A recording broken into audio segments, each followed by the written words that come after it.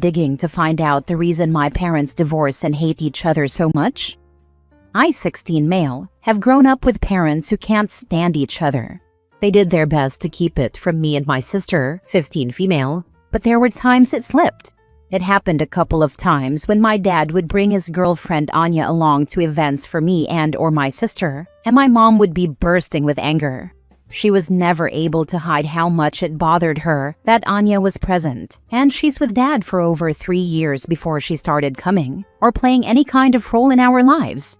It would piss Dad off when Mom was rude to Anya or just overall looking hostile. The other time was when our dad and stepdad were in the same space at the wrong time. One time, even though they probably thought we couldn't see, we saw the two of them screaming at each other, and my dad walked away, but I honestly thought he was going to punch my stepdad. Me and my sister never knew the reason for the divorce. We just knew that our parents would pretend things were civil, and Dad never spoke badly about Mom or our stepdad, and our mom didn't much, but it happened once or twice. After that fight where I thought Dad would hit my stepdad, I started to really question what was going on. So I asked around. I asked so many family members and family friends until I found out my mom and stepdad had an affair, and it was going on for long enough that Dad had to DNA test me and my sister. We're his, but there was bad blood. Mom wanted our stepdad to be seen as equal dad, and he wanted the same, but she hated that me and my sister liked Anya and really gave her and Dad hell for us liking Anya so much. I always promised my sister I'd tell her if I found out what happened, and I told her. We were both really angry, and we told Dad we knew first. We talked to him and he still wouldn't say much, but he said he wanted us to be happy, even if he had to tolerate certain things. We confronted Mom after that, and she was furious and demanded to know who told me. I told her I asked around a lot of people, and I wouldn't tell her who actually spilled. She told us we couldn't let this change anything, because her and my stepdad are our parents and will always be. And he's a good man who loves us as his own, and we better not pull any nonsense over this. She said it has nothing to do with us. I told her it did, when we had to be DNA tested and when we didn't get to have a happy family. I told her she was the cheater and she created the awful environment for us, and our stepdad helped her.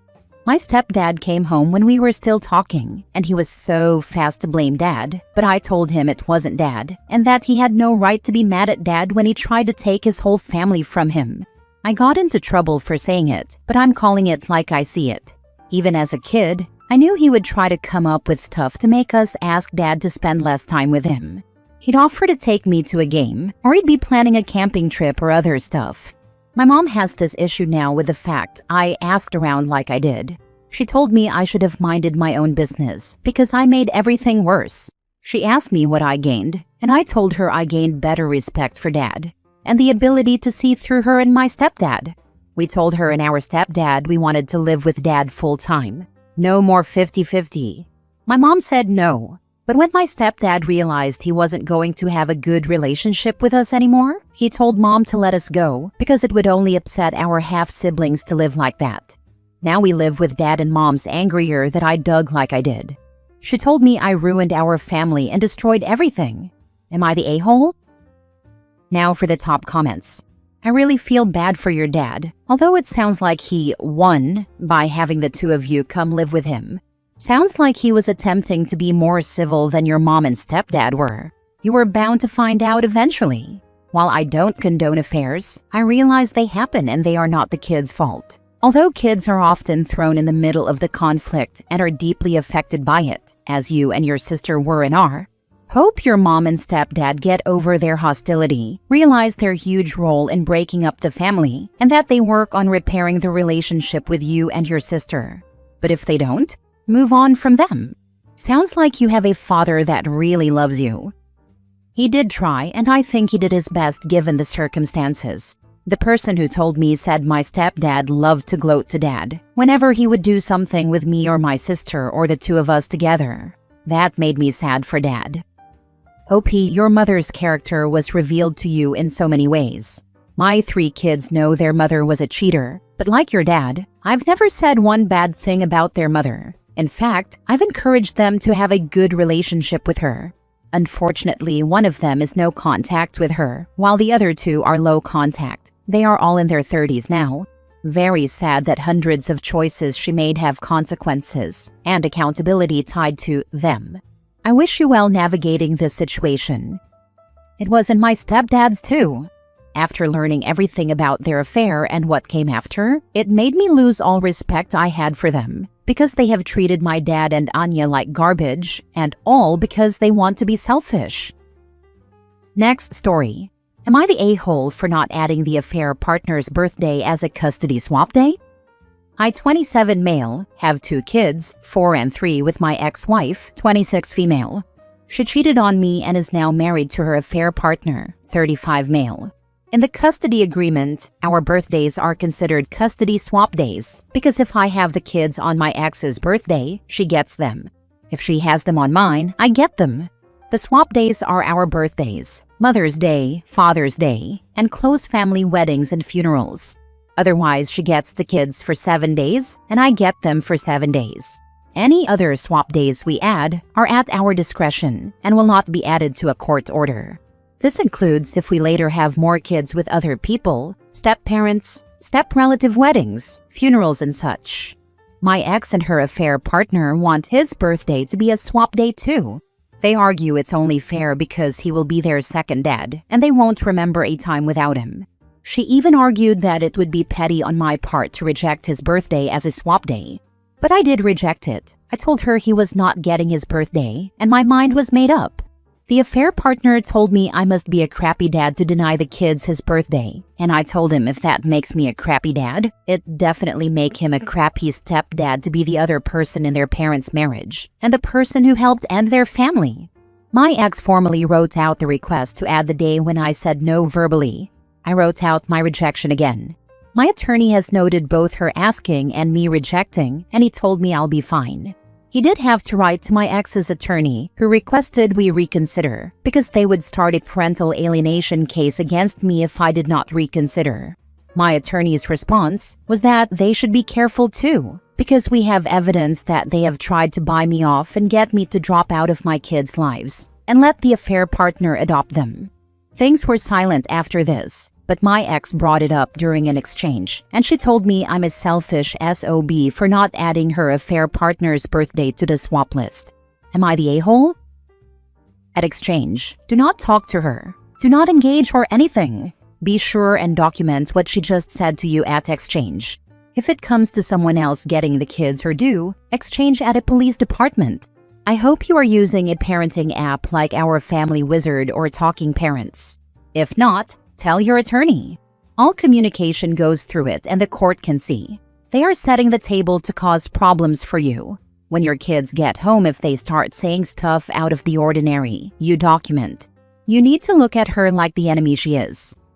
This, I was also going to add, telling them that if they continue to discuss custody issues or verbally assault you during exchange, you will move the exchanges to a public location. Also, depending on the laws in your state, have a recording going during your exchanges. If it is not in your parenting plan, add that your ex-wife does not speak badly of you, nor let anyone else in front of your children. That would be considered parental alienation. Not the a-hole. They are trying to make him the replacement dad and want you out of the picture.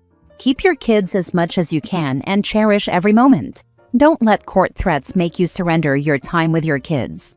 Not giving up time with your kids for a non-parent's birthday isn't parental alienation, as the stepdad is not a parent.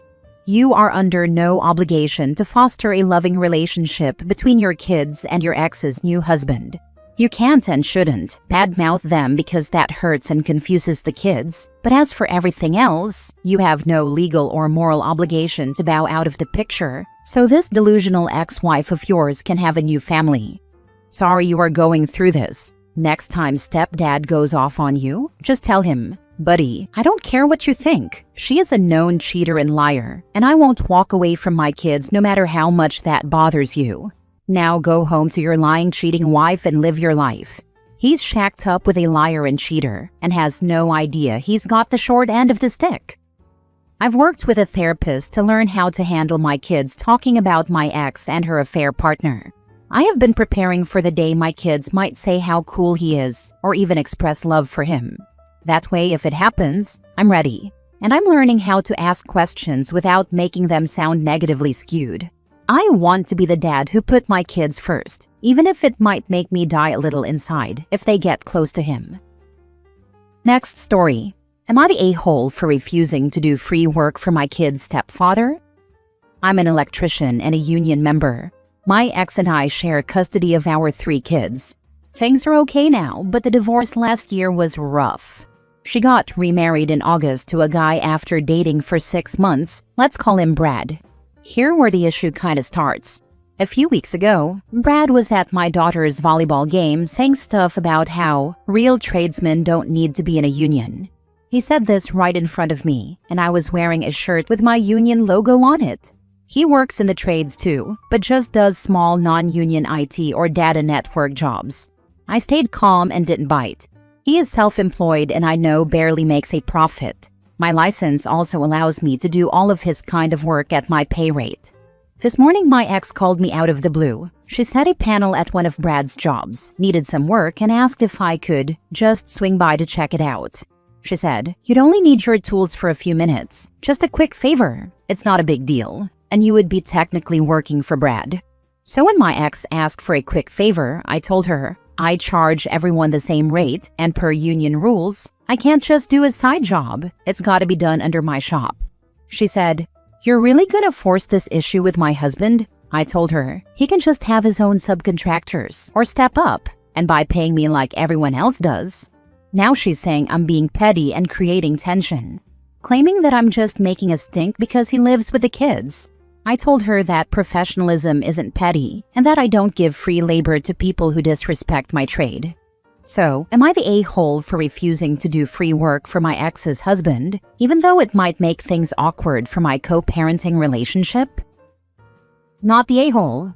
I don't know if you can get into trouble for non-contracted job, but it sounds like maybe you could. You're not being petty. You're expecting to be paid for your work. Maybe you'd be willing to do her a favor if your kids were affected, but this has nothing to do with them. If she asked me to look at her own home panel, I'd be willing, because of the kids. Not the a-hole. If he were a real man, he would have called you himself, instead having his wife beg for a favor. That would be my response. Phrase it exactly like he did, but with this concept in a message directly to him. This is more of a karma-based situation, and it's hilarious.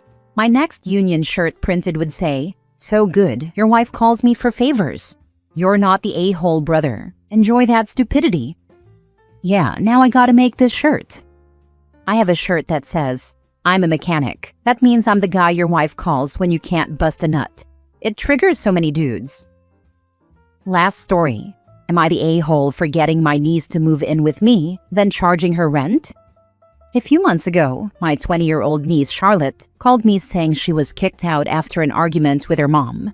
She was saying that she was already paying $500 per month, and they were asking her to pay another $300, while not charging her siblings anything.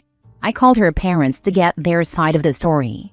My brother immediately said to send her back because his wife didn't mean it when she told Charlotte to get out.